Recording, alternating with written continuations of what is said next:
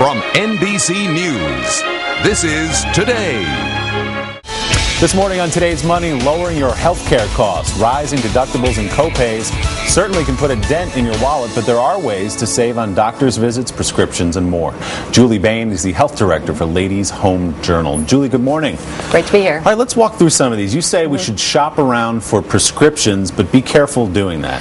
Absolutely. You know, generics can work well for most conditions. There might be a few medical reasons, things that are hormones, etc., where you might not respond exactly the same way. But in general, ask your doctor about generics and then shop around. You know, there are a lot of stores that offer the $4 generics. You may have seen that.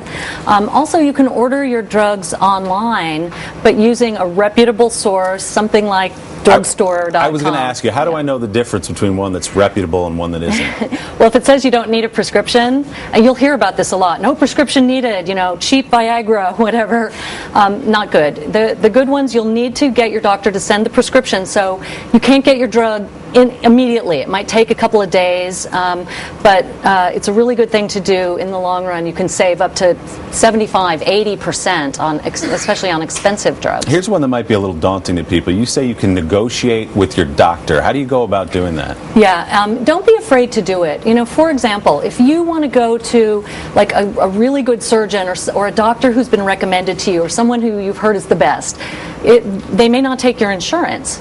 And so what you can do is negotiate. You know, talk to the doctor and say, look, is there anything we can do here? And then the doctor might say, yes, go ahead and talk to my billing person. Because the doctors often don't like to talk about money per se, but you can bring it up and say, is there something we can do? Then talk to the billing agent and see if they might accept what your insurance company calls reasonable and customary, if they might be willing to accept that or something less than the total fee. Let's move over to the dentist. You say it might be okay to spread out the dental treatments a little more. It can, but you know, if you really want to save on your dental care, go every 6 months and get that cleaning and avoid the big problems. But if you need expensive work, and let's face it, it's expensive to get a root canal, and then you often need a crown. And many dental insurance has a cap, you know, a maximum amount paid each year. So what you can do is ask if you can get your root canal before the end of the calendar year. You know, get reimbursed for what you can for that. Get a temporary crown, which is fine. It'll last for months if you need to. Wait until the new calendar year to get the crown put on, and you'll get another reimbursement. It can be a really smart move. For some people, dealing with the insurance company can be more painful than whatever it is they went for the doctor. Yeah. You say you can appeal to the insurance company if they don't process the claim the right way. How would you do that? They don't make it easy. You know, it can be tricky to do the paperwork, but so often a claim that's denied can be a simple mistake, like the doctor didn't give the right diagnostic code or something.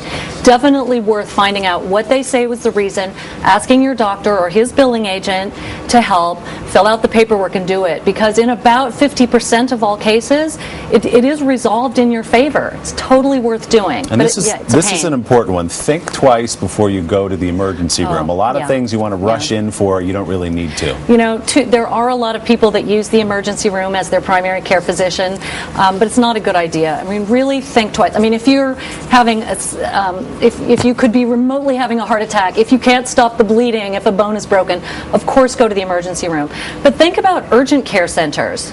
If it's during daylight hours, call your doctor's office first and just get some advice. Is this an emergency? Urgent care centers are often open late. Sometimes they're open 24 hours a day. They have good doctors, and usually they'll take your insurance copay. But it's good before you have an emergency to research your area, find one that takes your insurance, know where to go if something bad does happen. Good tips, save us a little money. All right, Julie Bain, thank you so much. Appreciate it. Up next, how to eat more.